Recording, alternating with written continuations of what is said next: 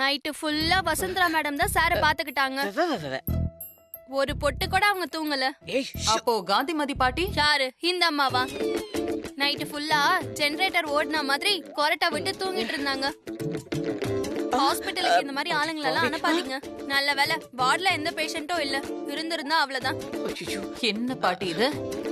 ஐயோ முதலாளிமா, என்ன அப்படி பாக்காதீங்கம்மா. அந்த பொம்பளை பாதிய சொல்லிட்டு மீதி அப்படியே சொல்லாம விட்டுடுச்சு.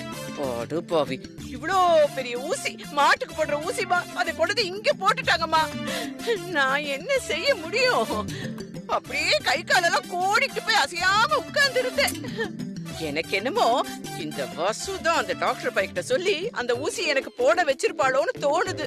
கிராதகி, நேத்துல இருந்து நான் எதுவுமே சாப்பிடலம்மா.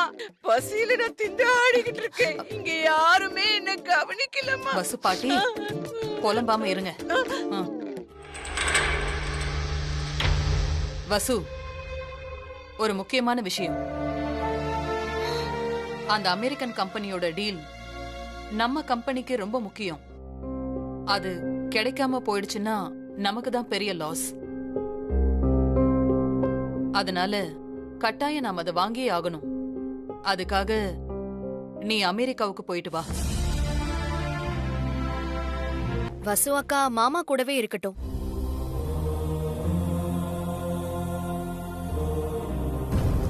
வேற எந்த விஷயமா இருந்தாலும் நம்ம வீட்டுக்கு போய் பேசிக்கலாம். வாங்க டாக்டர். அர்ஜுன், எப்படி இருக்க? பரவாயில்ல டாக்டர். கூடிய சீக்கிரம் எல்லாம் சரியாயிடும். Thank you doctor. மேடம், உங்க பையனை உங்க வீட்டுக்கு கூட்டிட்டு போலாம். Thank you doctor. என்ன, ஒரு மாசம் நடக்க முடியாது, கூட யாராவது இருந்து பாத்துக்கணும். Okay doctor. Okay, thank you sir. Best of luck. Okay sir.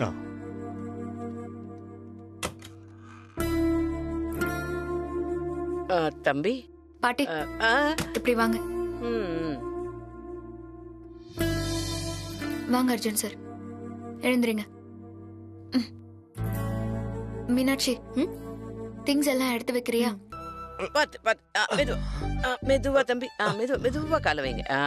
மெதுவா அப்படியே கட்டில உட்காருங்க. அப்படிதான் மெதுவா. இருங்க தலகாணி. ஐயோ தம்பி, சௌரியமா இருக்கா? இங்க பாருங்க தம்பி, உங்களை கவனிச்சுக்கிறதுக்காகத்தான் இந்த காந்திமதியே இருக்கேன். நீங்க எதுவா இருந்தாலும் பாட்டின்னு ஒரு குரல் கொடுங்க, உடனே ஓடி வந்து நிப்பேன். பாருங்க தம்பி, எந்த காரணத்தை கொண்டு அந்த வசுந்தராவை மட்டும் உங்க பக்கத்திலேயே நீங்க சேர்த்துக்கிடாதீங்க. ஏன்னா உங்க அம்மா தாங்க மாட்டாங்க. ஏன் நான் இத சொல்றேன்னா, தம்பி ஜெயில இருக்கா, அம்மா வருத்தத்துல இருக்காங்க. அதானே? அதேதான் 100 வாட்டி சொல்லி என் மனசுல நல்லா பதிஞ்சிருச்சு. போதும் பாட்டி. அது நல்லா பதியணும்னு தான் நான் சொன்னேன். சரி, நான் கீழே போட்டா? சரி. உங்களுக்கு தேவைன்னா பாட்டி அப்படின்னு ஒரு குரல், அவ்வளவுதான். போத்தி வேண்டாமா? சரி, போயிட்டு வந்துடுறேன்.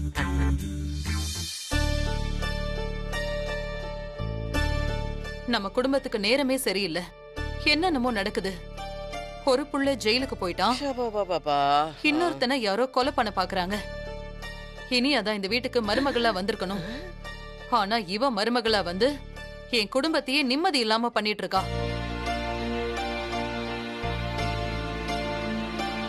அடி பைத்தியக்காரி, அந்த இனியா மட்டும் உனக்கு மருமகளா வந்திருந்தா மாடியில இருந்து வீல் சேரோட தள்ளி விட்டு உன் கதையை முடிச்சிருப்பா. ஓ நல்ல நேரம் அவ போய் சேர்ந்துட்டா. என் புள்ள மட்டும் தனியா அமெரிக்கா போயிருந்தானா இந்நேரம் நல்லபடியா இருந்திருப்பான். இழிஞ்சது. பூனைய மடியில கட்டிக்கிட்டு சகுனம் பார்த்த கதையா? எப்போ இவ கூட போனாலோ அப்பவே எனக்கு தெரியும் இந்த மாதிரி ஏதாவது அசம்பாவிதம் நடக்கும்னு. ஏதோ பெரியவங்க செஞ்ச புண்ணியம் அவன் உயிருக்கு ஆபத்து இல்லாம போச்சு. அவன் மட்டும் தனியா அமெரிக்கா போயிருந்தானா இந்நேரம் 500 கோடி பிசினஸ் முடிச்சிருப்பான். இப்ப அதுவும் போச்சு. ஒரு வீட்டுக்கு மருமகளா வந்தவ அந்த குடும்பத்தை மேல மேல கொண்டு வரணும், மகாலட்சுமி மாதிரி இருக்கணும். ஆனா இவ வந்த நேரம் இங்க இருக்கிற மகாலட்சுமி கூட வெளியில தெரிச்சு ஓடுறா. வியாதியும் நஷ்டமும் கஷ்டமும் பெருகிக்கிட்டே இருக்கு. இவளால நம்ம குடும்பத்துக்கு எந்த லாபமும் வரப்போறது இல்ல, அது மட்டும் உறுதி. அம்மா ஒரு யோசனைமா, இதுக்கு ஏதாவது பரிகாரம் இருக்கான்னு ஜோசியனை வர சொல்லி கேட்டா என்ன? இதுக்கெல்லாம் ஒரே பரிகாரம் தான் இருக்கு. என்னமா அது? அது புரியறவங்களுக்கு புரியும்.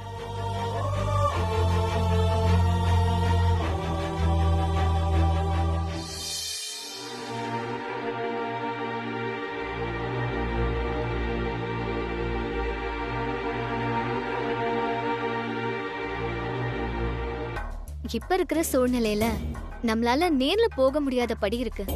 சோ இந்த மாதிரி சிச்சுவேஷன்ல நம்ம ஆன்லைன்ல வீடியோ கால் வழியா மீட்டிங் அட்டெண்ட் பண்ணலாமான்னு கேட்டிருக்கேன்.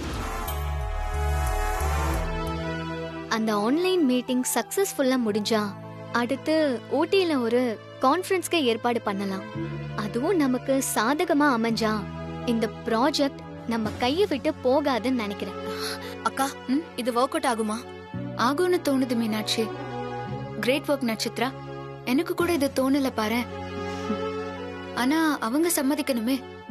நீ போட்ட மெயிலுக்கு ஏதாவது பதில் வந்ததா? இல்ல வசு, அதுதான் எனக்கு இப்போ பயமா இருக்கு. நேத்தே நான் மெயில் போட்டுட்டேன். இந்நேரம் அவங்க மெயில் பார்த்து டிஸ்கஸ் பண்ணிருந்தாலும் அதுக்கு இப்போ நமக்கு ரிப்ளை வந்திருக்கணும். ஆனா எதுவுமே வரல. அதான் எனக்கும் யோசனையாவே இருக்கு. சரி, ஒன்னும் பிரச்சனை இல்ல.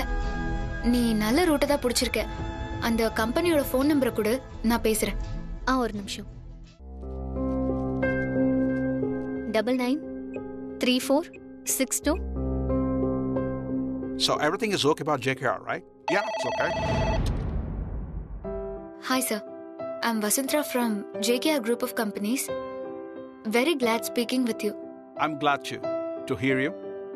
நானும் தமிழ்நாடு தான். என் நேட்டிவ் கும்பகோணம்.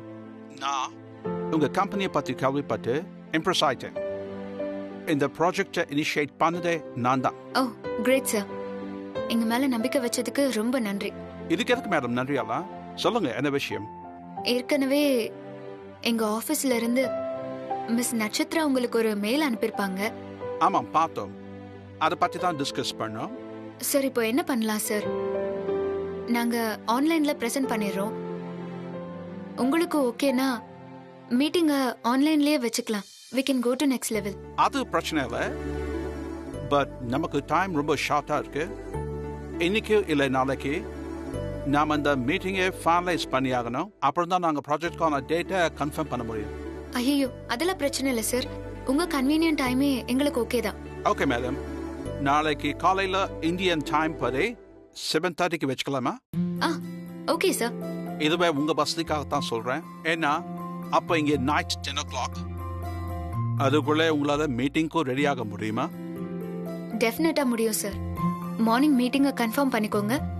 நாங்களும் இங்க ரெடியா இருக்கோம். Okay then, thank you. See you tomorrow. Good luck madam. ரொம்ப தேங்க்ஸ் சார். அந்த கம்பெனி கூட நான் பேசினேன். வீடியோ கால்ல பிரசன்ட் பண்ணாலே போதும்னு சொல்லிட்டாங்க. நாளைக்கு காலையில மீட்டிங்க்கு ஏற்பாடு பண்ணிருக்கேன்.